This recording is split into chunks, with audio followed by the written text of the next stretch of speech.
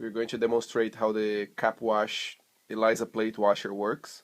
First, with a quick introduction to the components or to the pieces of the instrument.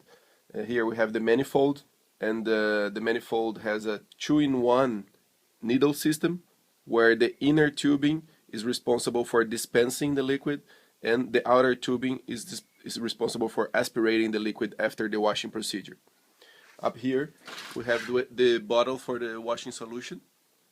Over here we have a vacuum pump,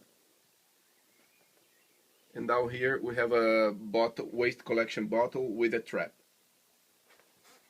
So the way the system works is that you're going to put the silicone tubing on the fill for the washing solution bottle, and on where is written vac for the trap and for the vacuum pump.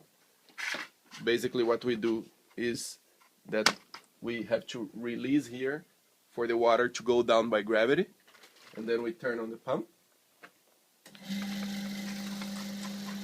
and by pressing this knob here I automatically release the water, and when I release the knob it will aspirate again. So you have to keep pressing, and then you create the washing effect. Once you're done, you can move to the next row.